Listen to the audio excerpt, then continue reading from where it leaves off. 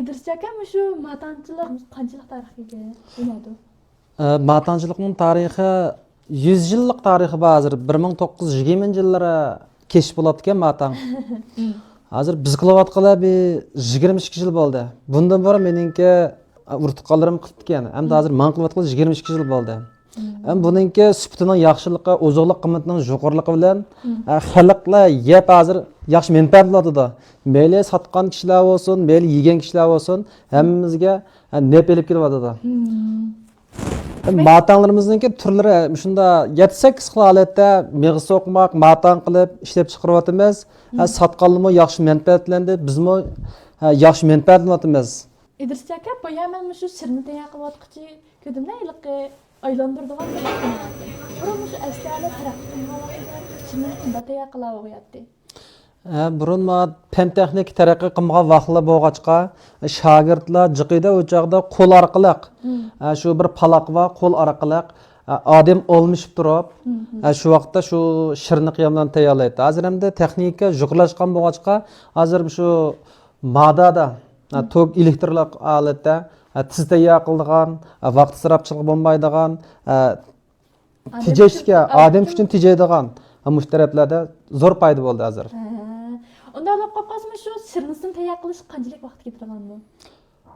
Buningki shirnisini tayyorlash uchun shu qiyam holatiga kelish uchun 24 soat vaqt ketadi.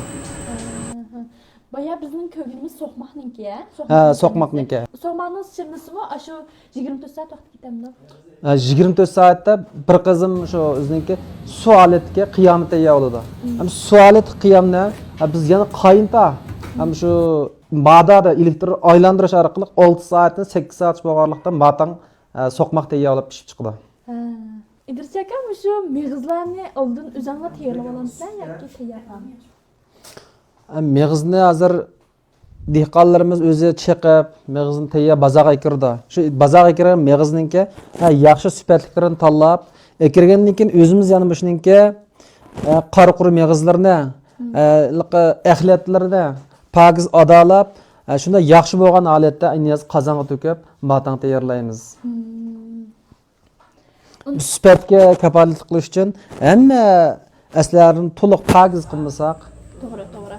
sifatga yaxshi bo'lmaydi, yeyishga yaxshi bo'lmaydi. Nima degan bilan bu biz yeydigan narsa bo'lgan ekan, shu sutga bak ahamiyat bergansizlar. Sutga ahamiyat bermasak, o'zimizningki bozor ahvoli ham xirdalarningki noroziligini qo'zg'ab qo'yamiz. Boya usuganni men ko'rdim sizlar.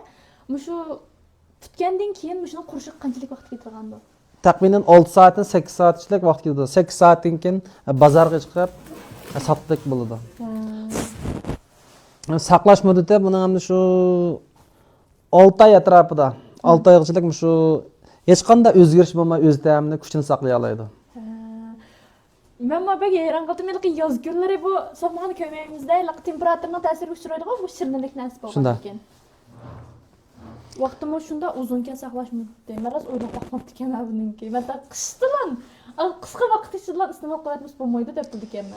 Yo'q, vaqtni uzun ham saqlash muddati 18 oy deb chiqarayotganlarmi bor, lekin 18 oyga bardoshlik berolmaydi.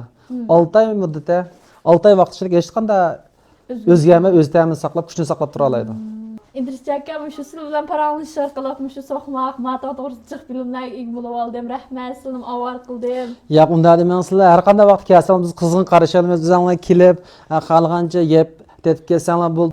Rahmat. Yana qaytib kelishni umid qilamiz, ma'qul, xo'sh ma'qulmiz.